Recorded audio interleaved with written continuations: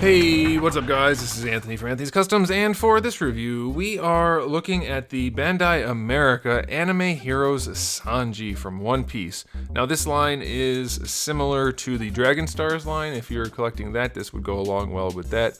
This is not a bad release for the price point, I'm pretty sure. I feel this is definitely more aimed at a more casual collector, but I think they offer pretty nice figures for the price point. It's just like the Dragon Stars line. I do think they're a little bit nicer than those, but maybe that's just based on the IP. I don't know.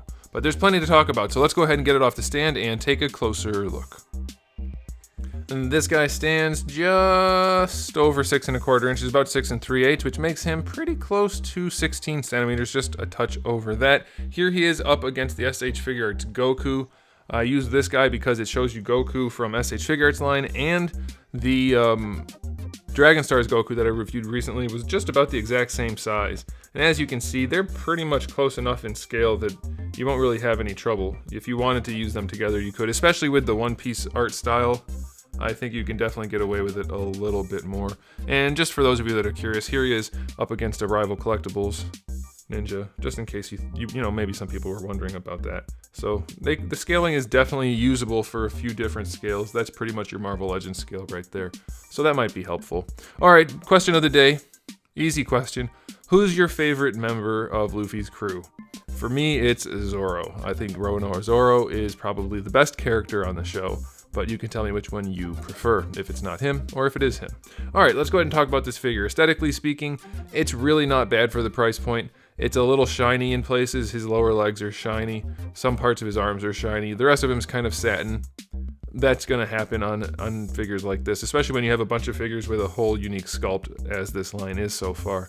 Paint job on it, the cuffs are pretty good. I think that's all right.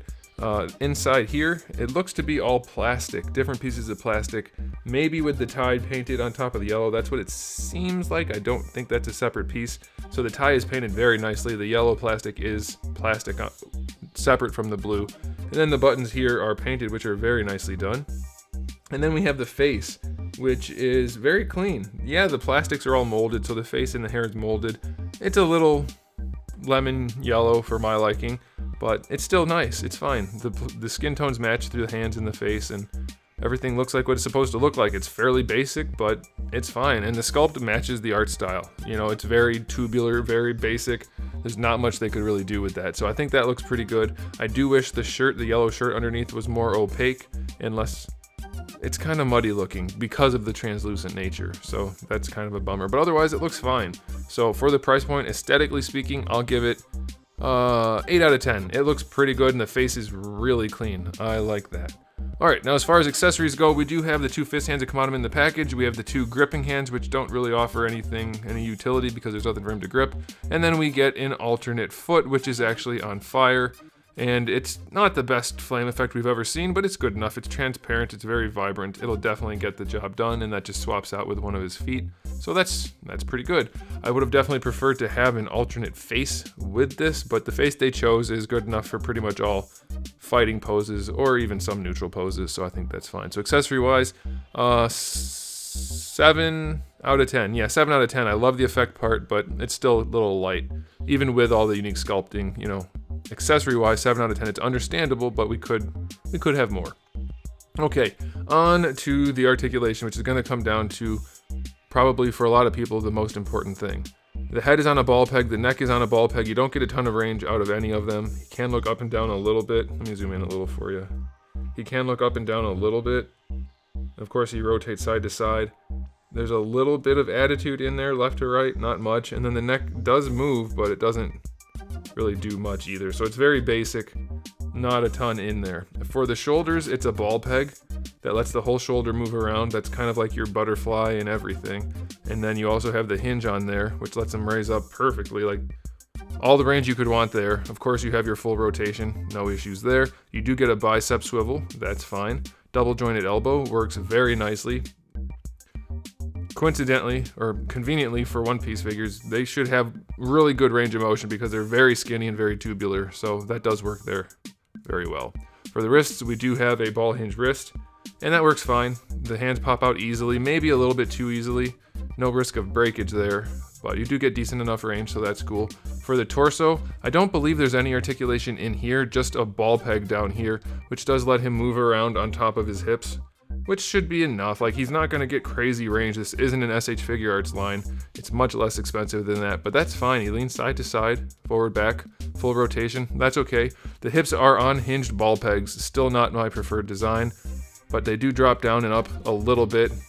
I don't know that that really makes much of a difference. The range is pretty minimal, and they pop off if you try to force it. It's just a ball socket, so it's no big deal, but if you try to get more range out of there, they will just pop.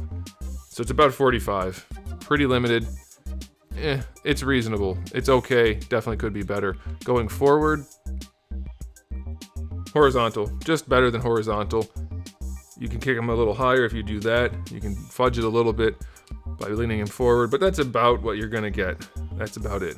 You do get a thigh swivel in there. Not a ton of range, but some. Double jointed knee works pretty well. It's not the best looking joint ever, but again, they're very skinny and tubular and it works. Then for the ankles, we have a ball hinge, so you can wiggle it around to get a very nice ankle rocker. And if you try to bring it forward, it just pops off.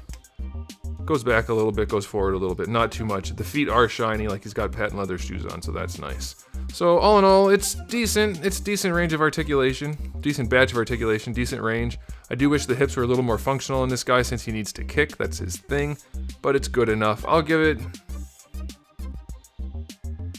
7 out of 10. The head and neck don't work that well. The torso's fairly limited, and the legs should be better for a kicker, but it's still good enough. It's definitely fine. Like, I wouldn't knock it for the range it has. It just could definitely be a lot better. So yeah, I think it's pretty good. For the first one I'm reviewing of this bunch, I'm so far pretty impressed at the price point. So final verdict on this guy, it's a lot like the Dragon Stars line, maybe a little bit nicer, maybe. They tend to have very limited range in some of their parts. This guy's not as limited other than the neck and torso, and he does have a suit coat, so I'm kind of giving him a little bit of leeway. We'll see how Luffy turns out, but so far I'm pretty pleased with this line. It's pretty solid, so I'm going to give it an overall rating of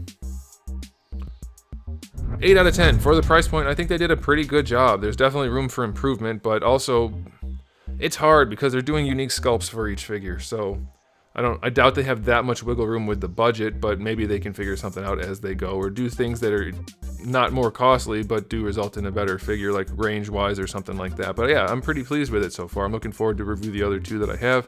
I will be reviewing Luffy and Zoro very soon, so make sure you come back for that. And if you like the video, guys, give it a thumbs up. I would appreciate that. If you didn't, give it a thumbs down. And if you haven't subscribed, you might want to. I have new videos almost every single day, and thousands already on the channel. So make sure you come back for all of that. And in the meantime, keep collecting.